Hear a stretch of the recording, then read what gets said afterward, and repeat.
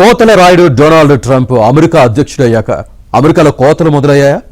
కొత్త ఉద్యోగాలు లేకపోగా ఉన్న వాటిని కోసేస్తున్నారా?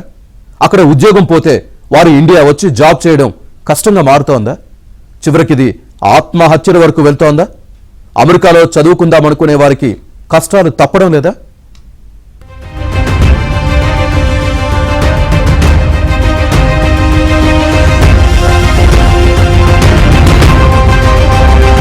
అమెరికాలో ఆర్థిక మాంద్యం ఉరుముతోంది. పెద్ద పెద్ద కంపెనీలు సైతం కొలువులకు కోత పెడుతున్నాయి. ట్రంప్ రాకతో పరిస్థితులు మరింత దారుణంగా తయారయ్యాయి. ఏ క్షణంలో ఉద్యోగం పోతుందో తెలియక బిక్కుబిక్కుమంటూ బతుకుతున్నారు. అలాగని ధైర్యం చేసి సొంత దేశానికి రావడానికి ఇష్టం లేదు, సర్దుకుపోతున్నారు. కొల్లి అభిషేక్ లాంటి కొందరు ఏం చేయాలో తెలియక డిప్రెషన్ తో ఆత్మహత్య చేసుకుంటున్నారు. మాంద్యం దెబ్బకు ఉద్యోగాలు పోతే డాలర్ల బదులు ఇక్కడికొచ్చి పని చేసుకుని రూపాయల్లో జీతం తీసుకోవడానికి ఇష్టపడటం లేదు.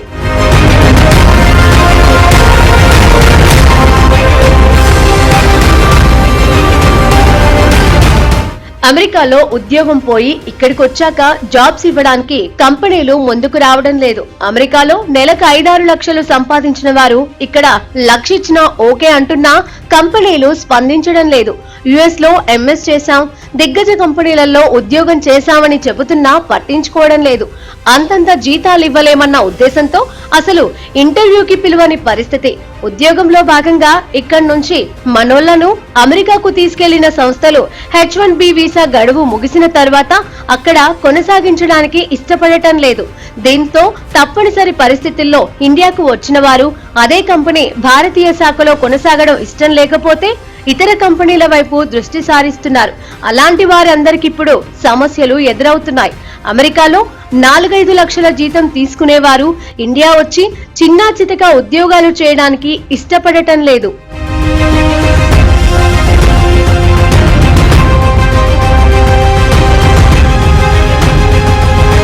ఇండియాస్ గ్రాడ్యుయేట్ స్కిల్స్ ఇండెక్స్ 2025 నివేదిక ప్రకారం మన పట్టభద్రుల్లో కేవలం 42.6% మందికి మాత్రమే ఉద్యోగ అర్హత ఉంది. ఏఐ, డేటా అనలిటిక్స్ వంటి అంశాలలో నైపుణ్యం సంపాదించిన వారికి ఇప్పుడు డిమాండ్ అధికంగా ఉన్నా ఆ నైపుణ్యం ఉన్నవారు తక్కువ.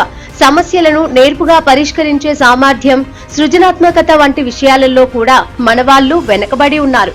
అలాంటి వారికి అధిక జీతాలిచ్చే బదులు ఇక్కడి ఔత్సాహికులకు అందులో 50% జీతం ఇచ్చి తగిన శిక్షణ ఇస్తే వారితో సమర్థంగా పని చేయించుకోవచ్చు అనుకుంటున్నాయి కంపెనీలు. విదేశాల నుంచి వచ్చిన వారు డాలర్లు లెక్కలు వేసి ఆ స్థాయిలో జీతం కావాలని కోరుకుంటున్నారని, అందుకే జాబ్స్ రావడం లేదంటున్నారు విశ్లేషకులు.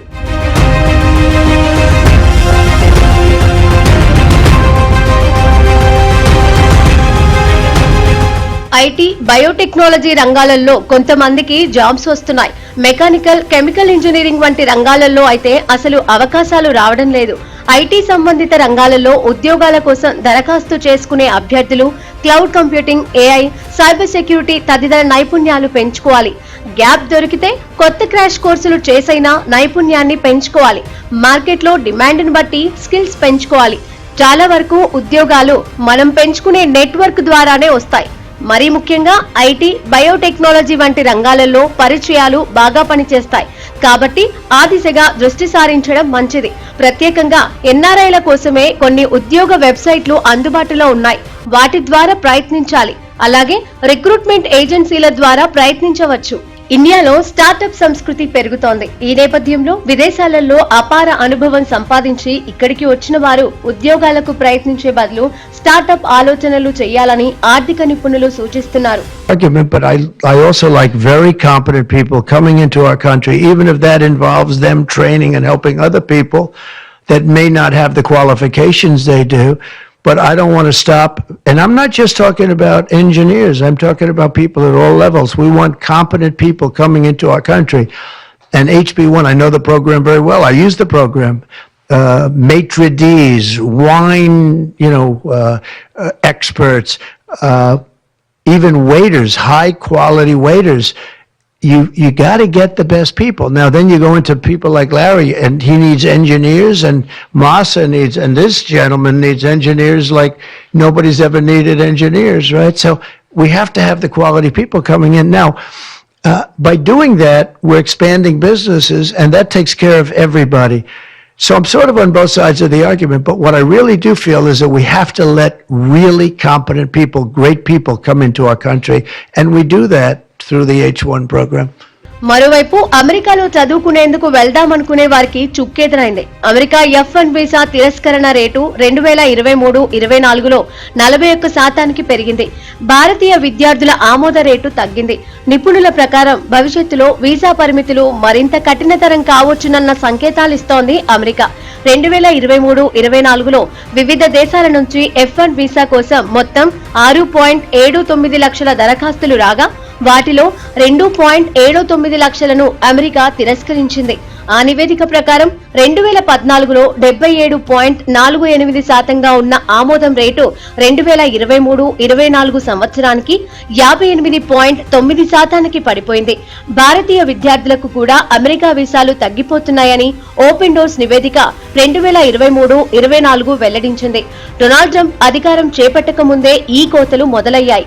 మాజీ అధ్యక్షుడు బైడెన్ హయాంలోనే F1 వీసాలను భారీగా తగ్గించడం మొదలుపెట్టారు. సూసైడ్ చేసుకున్న అభిషేక్ కొహ్లీ ఆయనకు జాబ్ 6 months బ్యాక్ పోయింది. 6 months బ్యాక్ పోయిన తర్వాత మెంటల్ స్ట్రెస్ తీసుకోలేక సూసైడ్ చేసుకున్నారు అని న్యూస్ లో చూసాం. అయితే ఇట్లాంటి సిచ్యువేషన్స్ ఎందుకు వస్తాయి? మెయిన్లీ ఒకటి ల్యాక్ ఆఫ్ ఆపర్చునిటీస్, అంటే right now market is bad. So ఇప్పుడు ఎక్స్పీరియన్స్డ్ క్యాండిడేట్స్ కూడా జాబులు తక్కువే అని చెప్పాలి. First point. Second point, visa issues కూడా ఇప్పుడు ఇంతకుముందు H1B ఎక్స్టెన్షన్స్ అయినా ఏవైనా ఇట్లా వెంటనే అప్లై చేస్తే ఇచ్చేసేవాళ్ళు. కానీ ఇప్పుడు H1B నుంచి అప్లై చేసిన వాళ్ళకి ఆన్ ఫీల్డ్ విజిట్స్ ఉంటున్నాయి. మళ్ళీ కంపెనీ వాళ్ళతో వెరిఫికేషన్ ఉంటుంది USCIS నుంచి. Mainly in case of students అంటే H1B మీద రాకుండా F1 మీద వచ్చి మాస్టర్స్ బ్యాచిలర్స్ చేసి దెన్ ఓపీటీ అప్లై చేసి సో ఓపీటీలో ఉన్నప్పుడు జాబ్ రాకపోతే ఇండియాలో లోన్ తీసుకొని వచ్చి ఉంటారు కాబట్టి, మాస్టర్స్ ఫినిష్ చేయడానికి లోన్ తీసుకొని వచ్చి ఉంటారు కాబట్టి ఆ లోన్ బర్డెన్ అనేది పెరుగుతూ ఉండి 6 నెలల క్రితం ఉద్యోగం పోవడం, ఆర్థిక కష్టాలు వెంటాడడంతో అమెరికాలోని ఫినిక్స్ లో ఆత్మహత్య చేసుకున్నాడు కృష్ణా జిల్లా గుడివాడకు చెందిన కొల్లి అభిషేక్. 10 ఏళ్ల క్రితమే అమెరికా వెళ్లి జాబ్ సంపాదించి చివరికి ఇలాంటి నిర్ణయం తీసుకున్నారాయన. ఉద్యోగం పోయినా, అమెరికాలో కష్టాలు ఎదురైనా ఆత్మహత్య ఏ సమస్యకు పరిష్కారం కాదని గుర్తించాలంటున్నారు విశ్లేషకులు. అక్కడ ఉండలేని పరిస్థితి ఉంటే ఇండియా వచ్చి ఏదో ఒక ఉద్యోగం చేసుకోవచ్చు. డొనాల్డ్ ట్రంప్ అమెరికా అధ్యక్షునిగా కలకాలం ఏమీ ఉండరు. స్కిల్ ఉన్న వారికి ఎవరూ ఇబ్బంది పెట్టలేరని గుర్తించాలి. సమస్యలు వచ్చినా అవన్నీ తాత్కాలికమే. ఇప్పుడు ఈ లేఆఫ్స్ అనేవి లాస్ట్ 1 month లో చాలా ఎక్కువ అయిపోయినాయి. అంటే ఇప్పుడు 12 members ఉండాల్సిన టీంలో ఒక 3-4 పనిచేయడం.